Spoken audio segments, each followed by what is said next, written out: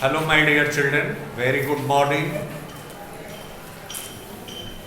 You're most welcome in class 11th accountancy. We are on the topic of rectification of errors. Explanation is going on how to rectify the two-sided errors which do not affect the trial balance. You have sent me the problem of question number 6. In question number 6, you can see how the steps involve rectifying the errors, or we can pass the correct entry. Rectified entry, how the rectified entries passed in question number 6. 6 information given. Sold old furniture to A for rupees 11,500 was passed through the sales. Now dear children, you can see old furniture was sold and the entries have been passed in sales book. So rectification of errors, rectifying entry के लिए आप क्या करेंगे? पहले wrong entry क्या हुई है उसको लिख लें, उसके बाद करेक्ट एंट्री को लिखें, तो आप रेक्टिफाइड एंट्री कर देंगे. आप देखेंगे यहां पर रॉन्ग एंट्री हो गई है. कैश अकाउंट डेबिट, जब किसी चीज का सेल होता है तो कैश आता है. Cash account debit to sales account, ये हो गया आपका रॉन्ग एंट्री, इनकरेक्ट है. और दूसरा है करेक्ट एंट्री, आप इधर लिख लें, तो बीच में आप रेक्टिफाइंग एंट्री कर सकते हैं. करेक्ट एंट्री आपकी हो गई cash account debit, cash account debit to furniture. Old furniture आपने बेचा है. आप दोनों से टैली करें. आप देखें ये कितने का है अमाउंट? 11,500. 11,500, 11,500 करेक्ट एंट्री होगी. अगर जो हुई होती तो 11,500, 11,500. अब इस दोनों एंट्री से आप टैली करेंगे तो आपको ये पता लग जाएगा कि हम रेक्टिफाइंग एंट्री क्या होगी.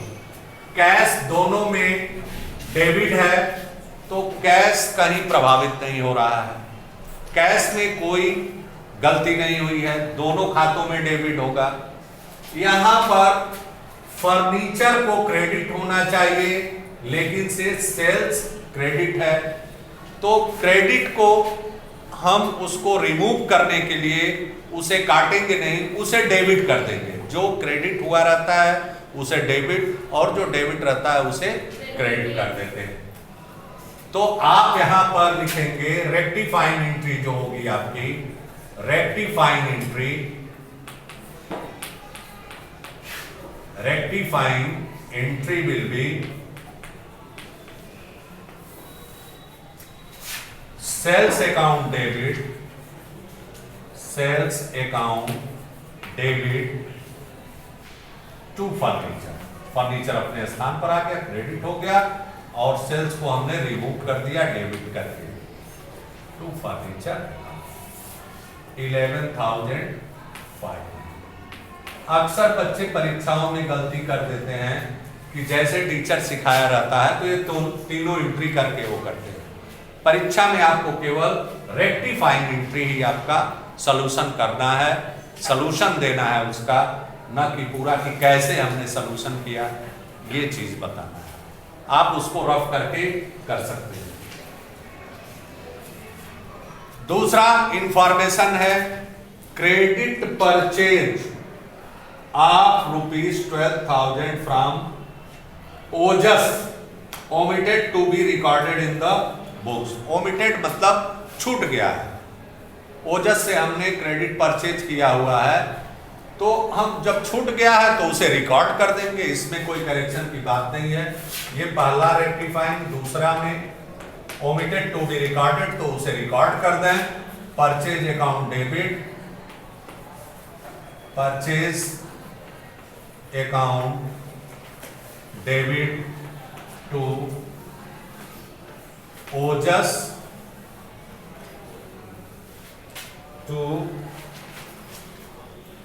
ओजस की एंट्री हो गई, जितने की छूट गई है उसका रिकॉर्ड हमने कर दिया। 12,000 का हमने लेखा ही नहीं किया, तब लेखा कर दिया। अब अगला देखें, repair made were debited to building account. हमने मरम्मत करवाया किसी चीज का और उसे बिल्डिंग अकाउंट में डाल दिया, तो खर्च है हमारा। खर्च हमेशा डेबिट होता है। अब रॉन्ग एंट्री होगी आपकी, बिल्डिंग अकाउंट डेबिट हमने कर दिया। जो अकाउंटेंट ने गलती किया है, building account debit to cash, जबकि सही एंट्री होनी चाहिए repair account debit to cash. Repair account debit to cash. अब यहां पर देखें, कैश दोनों में क्रेडिट है, कैश के ऊपर कोई अफेक्ट नहीं है, तो हमारी रेक्टिफाइंग एंट्री होगी, बिल्डिंग गलत हुआ है, रिपेयर उसके स्थान पर आना चाहिए, तो रिपेयर अकाउंट डेबिट, रिपेयर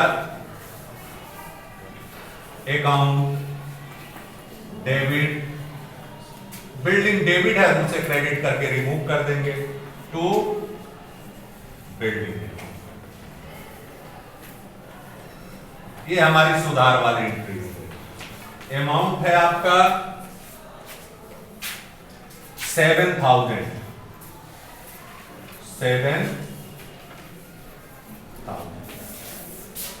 तीसरा रेक्टिफाइंग। अब आए आप credit sale of 1,802, Avikan was recorded as 8,100। अब यहां पर देखें, सेल हमारी बढ़ गई है, सेल जो है बढ़ गई है, कितने से डिफरेंस अमाउंट है,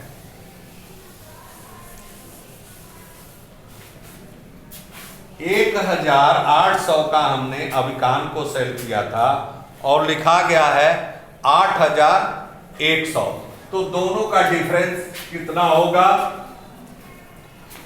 कितना अधिक लिखा गया है, 8,100 में से 1,800 हमने माइनस कर दिया, 0 0 3 6,300 रुपए। 6,300 रुपए से हमारा सेल अधिक हो गया है और अभी अविकान का खाता भी अधिक हो गया है। तो उल्टा एंट्री, जो हमारी एंट्री हम करते हैं वो होता है अविकान डेबिट टू सेल्स अकाउंट। हमको 1,800 लिखना चाहिए था, लेकिन हमने लिख दिया है 8,100, तो इसका डिफरेंस अमाउंट से उल्टा एंट्री करके रेक्टिफाई कर देंगे, दोनों से 6,300 कम कर देंगे, रिमूव कर देंगे, तो रेक्टिफाइंग एंट्री होगी। अच्छा, हम यहां आपको लिख के बताते हैं क्या, देखें,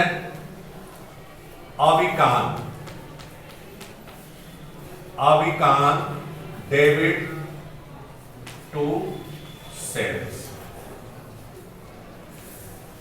ये 8,100 हो गया, 8,100 अकाउंटेंट ने कर दिया, जबकि यहां पर हमारा कितना होना चाहिए, 1,800 का हमने सेल किया है, 1,800 होना चाहिए, तो दोनों का डिफरेंस 6,300 हुआ, तो 6300 से हमारा सेल भी बढ़ा हुआ है, हमारा डेटर भी बढ़ा हुआ है।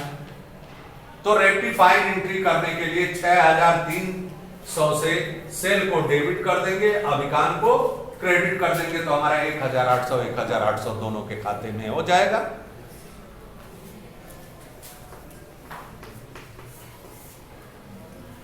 Sales account debit, sales account debit to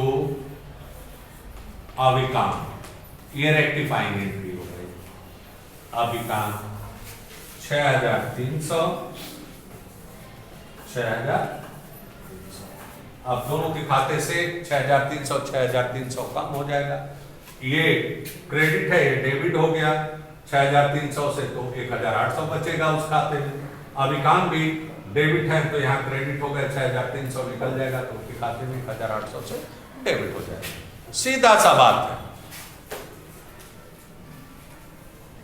पांचवा, 6000 paid for office furniture was debited to office expenses account.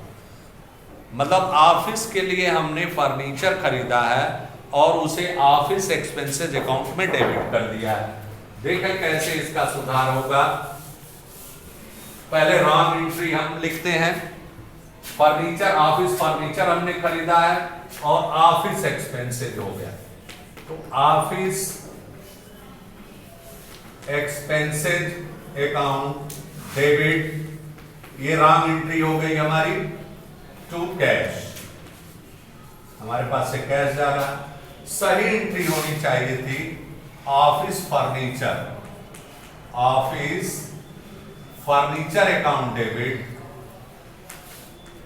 Furniture account debit to cash, क्योंकि आप जानते हैं व्हाट कम्स इन डेबिट और खर्च ये ट्रायल बैलेंस को अफेक्ट नहीं करते, इसलिए क्योंकि ऑफिस एक्सपेंसेस भी डेबिट है और फर्नीचर भी डेबिट होगा, तो दोनों साइड बराबर होगा, इक्वल। लेकिन से बाद में हमें पता लगा कि इस तरह की गलती किए हुए हैं, तो हम इसका सुधार कैसे करेंगे, इसे रेक्टिफाई कैसे करेंगे बगैर काटे पीटे। अकॉर्डिंग टू द रूल आप देख रहे हैं ऑफिस एक्सपेंसेस नहीं होना चाहिए, डेबिट है तो इसे क्रेडिट कर देंगे और इसके स्थान पर ऑफिस फर्नीचर को डेबिट कर देंगे। कैश अपने स्थान पर सही है, कैश का खाता कोई प्रभाव नहीं पड़ा, दोनों में क्रेडिट है तो क्रेडिट है। तो हमने क्या किया, ऑफ रेक्टिफाइंग एंट्री जो होगी आपकी पांचवा, office furniture account debit, furniture account debit to office expense, office expensive ledger में अपने आप सही हो जाएगा, ऑफिस एक्सपेंसेस रिमूव हो जाएगा। अमाउंट है आपका 6000।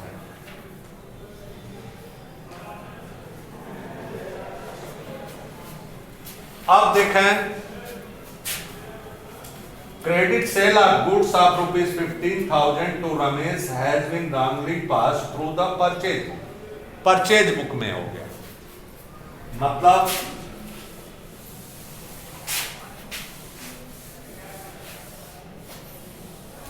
एक तरफ हम लिखने जा रहे हैं रॉन्ग एंट्री, आप देखें, और दूसरी तरफ correct entry. Credit sale to Ramesh, Ramesh को हमने नगद, हमने उधार माल बेचा है और हमने परचेज बुक में इसे लिख दिया। परचेज हमेशा डेबिट होता है, रॉन्ग एंट्री हो गई, परचेज डेबिट टू रमेश, ये रॉन्ग एंट्री हो गई। करेक्ट एंट्री होनी चाहिए थी रमेश डेबिट टू सेल्स। हमने रमेश को बेचा है लेकिन से परचेज बुक में लिख दिया, तो इसका करेक्शन कैसे होगा आप देखेंगे। रमेश को डेबिट होना है तो करेक्शन करने के लिए रमेश डेबिट कर दिया हमने, रमेश डेबिट।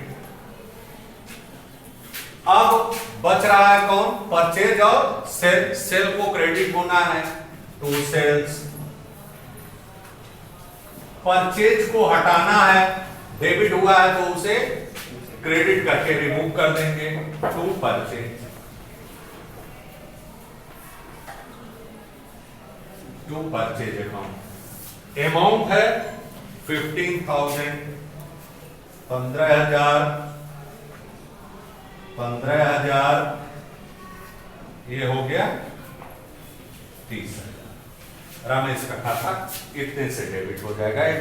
दिल्ली 2017 का क्वेश्चन भी है। आप यहां पर देखेंगे रेक्टिफिकेशन करते वक्त हमेशा इस बात का मंथन करते रहेंगे कि आपका सही जा रहा है कि नहीं। आपके पास लॉजिक होगा, किसको हमें डेबिट करना है सुधार करते वक्त, किसको क्रेडिट करना है, कितने अमाउंट से करना है, तो आपका कभी गलत नहीं होगा। जिस तरह का देखिए यहां पर दोनों 3 अकाउंट कंट्रास्ट एंट्री है। Purchase account debit to Ramesh, Ramesh debit to sales account. ये हमारी रॉन्ग एंट्री हो गई, गलती कर दिया अकाउंटेंट ने 15,000 रुपए से, तो Ramesh debit to sales account ये हमारा करेक्ट। अब रमेश को हमें डेबिट तो करना ही है, यहाँ क्रेडिट हुए हैं तो डेबिट हमने लिख दिया, रमेश डेबिट। सेल्स कहीं नाम नहीं आया इस एंट्री में, तो टू सेल्स। परचेज चूंकि डेबिट है इसे रिमूव करना है, तो टू परचेज। 15,000, 15,000, 30। इस तरह से my dear children, two sided errors are rectified. Whether you are capable to rectify the errors, having the understanding power, clarity concept, you can be able to rectify such errors committed in the books passing through the journal entry. Remember. Thank you very much.